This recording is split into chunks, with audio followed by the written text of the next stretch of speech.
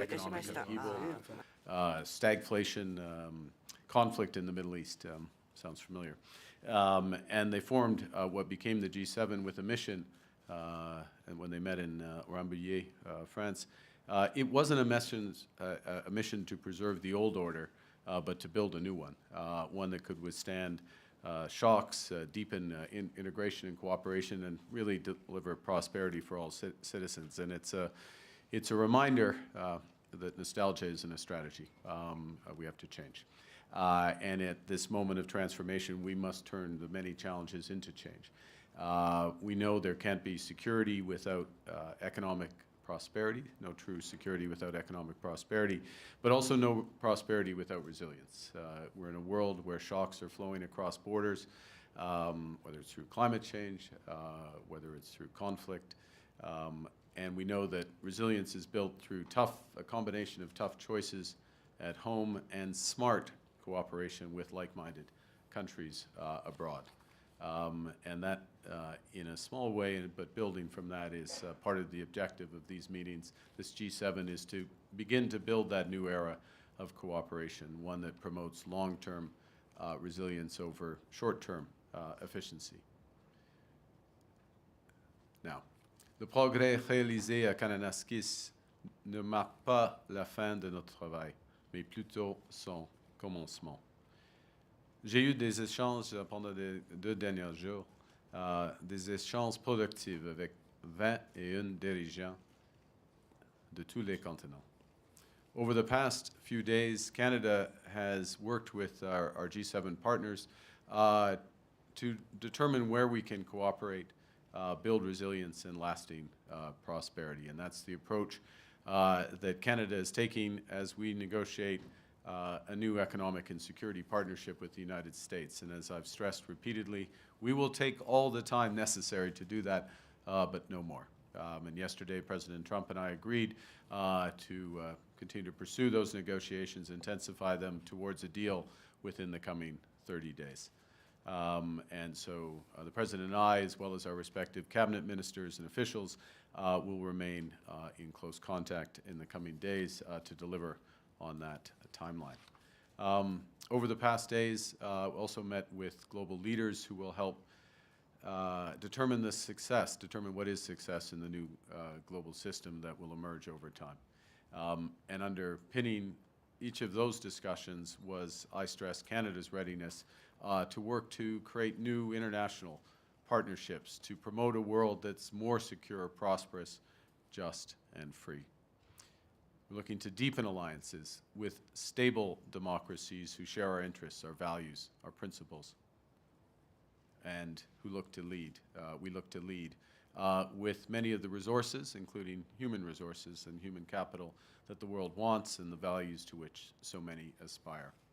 And it's those values of freedom, of democracy, and of justice that are behind Canada's unwavering support for a secure, a free and sovereign Ukraine. And this morning I shared with President Zelensky and G7 partners what Canada is doing moving forward in multiple respects with measures to support Ukraine in its struggle in Russia's unjustified and barbaric war. With our international partners, we're launching a major new package of sanctions on individuals, on companies, on vessels, the Shadow Fleet, to exert maximum pressure on Russia. We're also sending over $2 billion in funding for drones, ammunition, armored vehicles to help Ukrainians defend their territory, as well as a $2.3 billion loan to help rebuild the infrastructure in that country.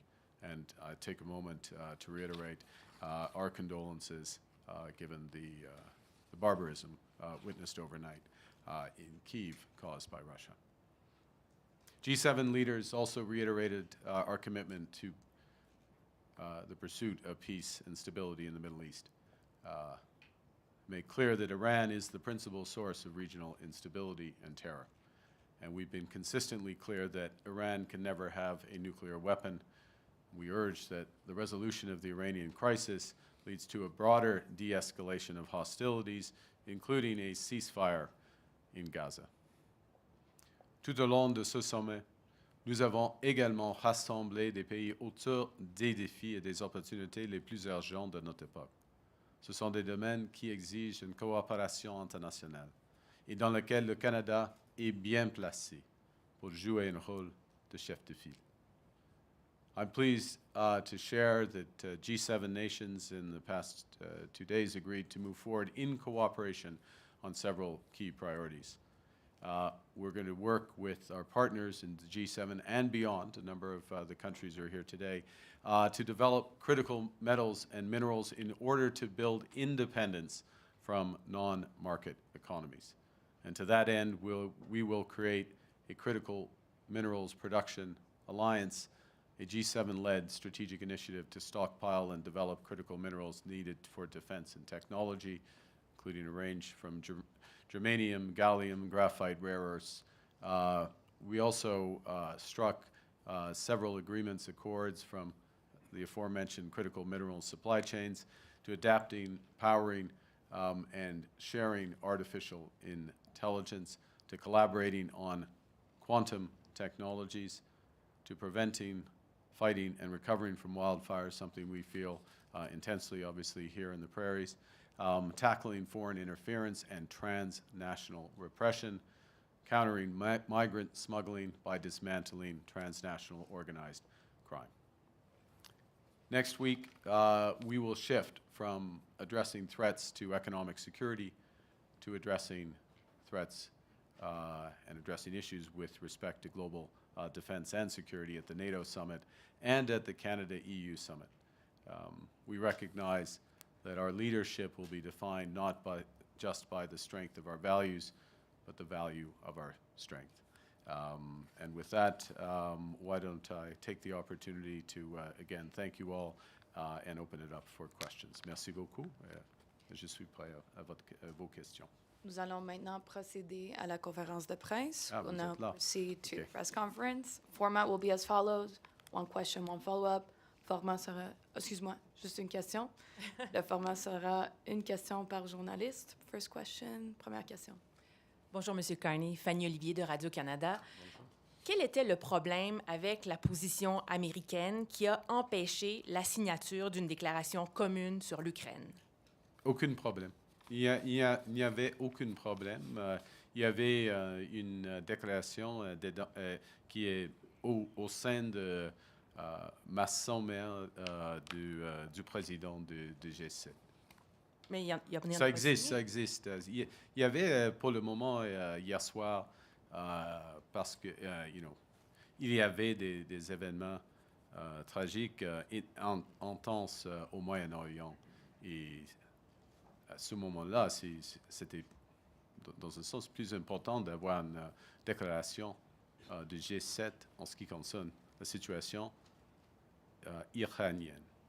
Mais il y a, ça existe maintenant, il y a des phrases dans ma déclaration qui indiquent, j'en ai la version, je crois, en français.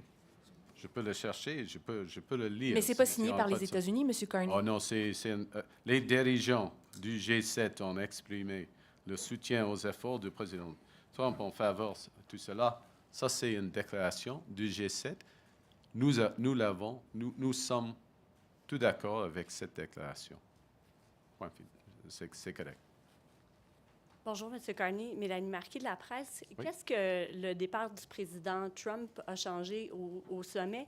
Et par extension, qu'est-ce que ça dit sur le G7, le fait que M. Trump préfère aller gérer la crise au Moyen-Orient dans la Situation Room plutôt qu'avec ses partenaires? C'est difficile de gérer une crise militaire. C'est exceptionnel ici à Kananaskis, en Alberta, mais dans cette situation grave, une situation militaire, une situation très fluide, très volatile, c'était l'opinion de M. Trump que ça vaut mieux d'être à Washington. Et je comprends absolument sa décision. Et c'est correct. C'est une situation exceptionnelle à ce moment-ci. Hein. OK. Bonjour, Émilie Bergeron, la presse canadienne. Monsieur Carney, je sais que vous venez de dire que vous mentionnez l'Ukraine dans votre déclaration en tant que présidente du sommet, mais il y a eu des négociations pour avoir une déclaration conjointe entièrement dédiée à la guerre en Ukraine et ça n'a pas eu lieu. Les États-Unis, de ce qu'on a entendu, n'ont pas voulu signer. Alors, qu'est-ce que ça dit sur l'unité au sein du G7? Rien. Pourquoi? Parce que c'est la déclaration dont le résumé de la présidente. Mais je ne parle pas de ça. J'étais là, madame. J'étais là. Je suis la présidente. C'est moi la présidente. J'étais là avec monsieur le président Trump. Nous avons discuté chaque mot dans cette résumé. We just get you on English on the lack of a Mon Dieu. Okay. it's just because Yeah, just to be clear in English. Like the joint statement specifically on Ukraine. The joint statement specifically on Ukraine. It's in your presidential statement or your chair statement, but it is not signed by the 7 leaders. Why is that the case? What happened with the United States? As I said in French, rien, nothing. Okay? This was discussed by all 7 leaders. Well, it's more than 7 because we have the presidents of the European Commission and the presidents of the European Council last night at dinner. These exact words, and they're in my chair's summary. We had, as I said in French, we had a declaration given the exceptional and fast-moving situation in Iran. We concentrated on that, and it's a specific one. I held this for my chair's summary. I honestly, look,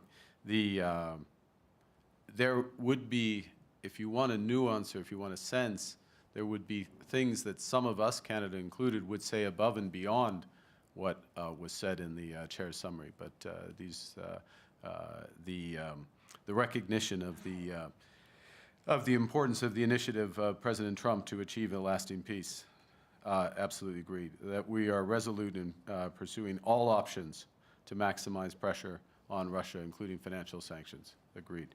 That we recognize that Ukraine alone has committed to an unconditional ceasefire, agreed. And that we all agreed that Russia must do the same. I appreciate the detail in that. I'm going to ask you my question now, if you don't mind. Mike, look. I thought that wasn't your question. I know, but you asked me just for the. This was the equivalent of en anglais for those who follow Canadian press. I would call it en anglais plus, but I appreciate that. In your meeting with Prime Minister Modi, I wanted to ask you, what did you say to him about the murder of Canadian Sikh activist Hardeep Singh Nijjar? We have had a discussion, the Prime Minister and I, about the importance of having the law enforcement to law enforcement dialogue, which is not just dialogue, cooperation directly. The importance of addressing transnational repression, as I noted, including when we met, and obviously there is a judicial process that's underway, and I need to be careful about further commentary. En français, nous avons eu une discussion en ce qui concerne la coopération qui continue de l'enforcement de la loi, la lutte contre la répression transnationale. Il y a un processus de loi qui se déroule maintenant et je dois être gardé avec mes mots sur cela. I just want to be clear, though. Yes or no, did you bring up the murder? I refer to my previous answer. Hi, Mr. Carney. JP Tasker from CBC News. How are you? I'm great. Okay, good. Thank you, JP. How are you, JP? I'm just fine. That's good. Couldn't be better, really. Yeah. President Trump says... that was your question. No, not so fast. President Trump says tariffs are simple, and what you're proposing to resolve the trade dispute is complex. What's he talking about? What have you pitched that's complex? Complexity is in the eye of the beholder sometimes.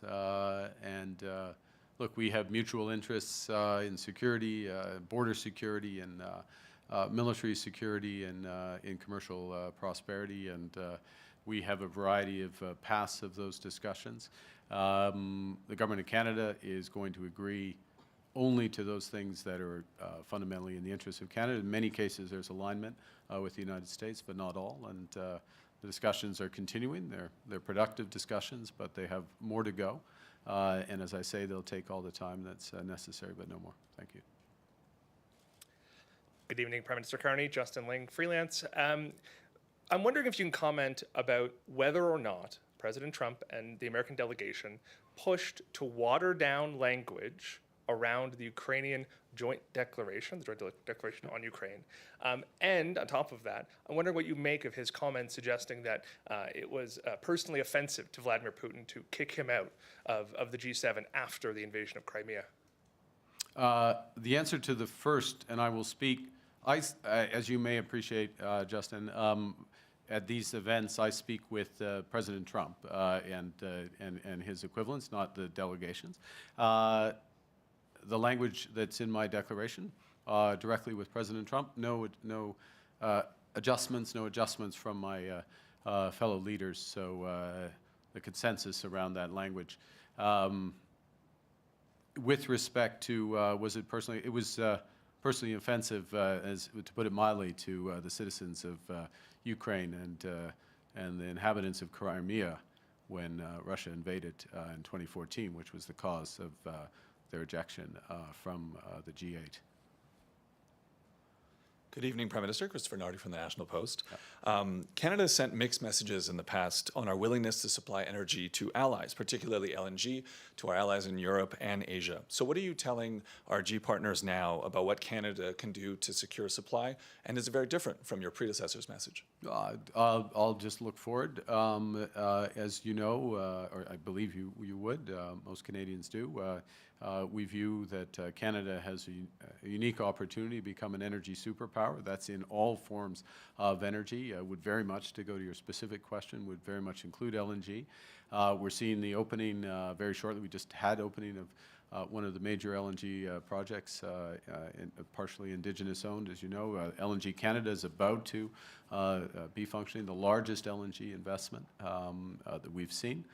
There is more that's possible, and there have been a number of discussions, including here, about potential LNG partnerships. So we look forward to those. As well, there have been a number of discussions, and I'll refer back to one of the decisions at this summit around Canada's immense potential to be a supplier of critical metals and minerals, rare earths. There was, this is my point to bring up my prop, which can you see this? You can't, but this is the magnet that President von der Leyen circulated, which is formed in Estonia by a Canadian company, and it is the only such magnet made outside of China right now. And of course, building that out with rare earth materials in Canada, this is one of many examples that we can supply. So being an energy superpower is conventional, it's critical minerals, it's clean energy, it's nuclear, it's hydro, it's all those aspects. And I would say a tremendous interest in that. And my government, alongside provincial governments, but of course at the core, the private sector is looking forward to developing those in the interests of shared prosperity. Good evening, Prime Minister. Joanna Smith with The Logic. Yesterday, President Trump, after leaving the summit, told reporters that you had discussed Canada's participation in the Golden Dome defense system. Yep. He raised the price tag to $71 billion, or zero, if Canada were to... Is that in Canadian? Or? 50 per state, US dollars, I believe. Well, and so that he's not the only one sharing that. He said it would be a separate deal from any tariffs deal. What can you share about that discussion and where your thinking is now on that project? Well, look, a couple of things. One is that, and part of the spirit, unfortunately, of these discussions is that the world is a much more dangerous place, and the threats that face Canada, face other countries, have shifted quite dramatically. We can see exactly, unfortunately, in very tragic respects, what's happening in the Middle East as we speak, in terms of threats from ballistic missiles, the necessary to have ballistic missile defense. Canada, our geography is less and less of a shield, of a natural shield in those respects, and Russia is an aggressor. Other hostile states are in prospect, terrorist organizations as well. We need to protect ourselves.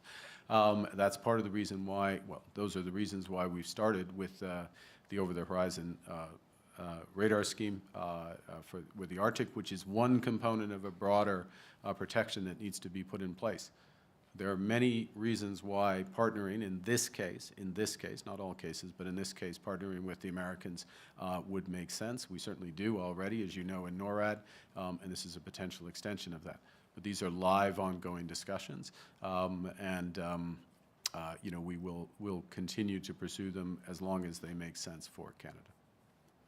Bonsoir, M. Carney, Guillaume Saint-Pierre, Journal de Montréal. Oui. Est-ce que M. Trump est revenu encore une fois sur son fantasme là, du 51e État dans vos conversations privées avec lui?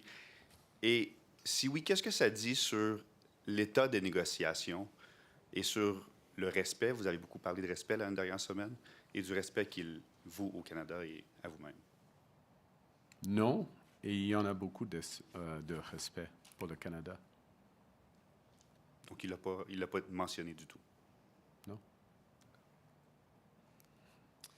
Vous êtes déçu, évidemment, mais...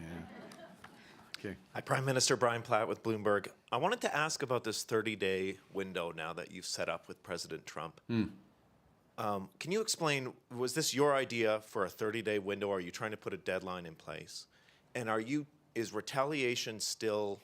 I mean, do you move to retaliation if this 30 days expires without a deal? What's the rationale here, and what happens if you don't get to a deal? Well, look,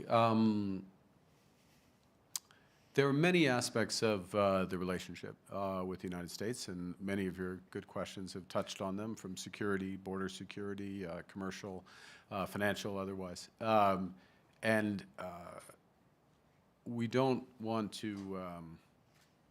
with respect to the specifics around specific tariffs, there's a certain amount of information that's necessary. There's certain decisions that can be taken given that information, given the relative perspectives, and quite often in negotiations, having a form of deadline is helpful to concentrate the mind, and that can be the case here. The teams are working well. There's exchange of information, exchange of ideas, and having that focus will be helpful. What was the second part of your question? Retaliation. You have not retaliated to the doubling of steel and aluminum. No, we have not yet. We retain the flexibility in order to do so, and we are looking, but I will say one thing which is related to that, which is we are looking very actively about the risks from third-party or third-country flows of steel, and mainly steel, but possibly aluminum, into Canada. And the need to provide protections from that. So we're looking at the modalities and ways of doing that, and we're very alive to that. That's the first. We're also, of course, looking to provide liquidity and other support to the firm. So, look, we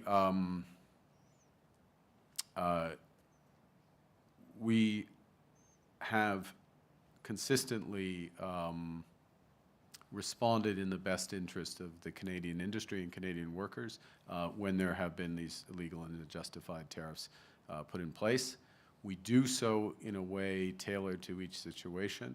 We have multiple tools with which we can respond, and some of those, as this evolves, relate as much to other countries' potential dumping of steel, excess steel into Canada as it does the U.S. So we're looking to calibrate appropriately, but we'll do what's necessary, and in short term. And I wouldn't necessarily look to a 30-day window to in that response.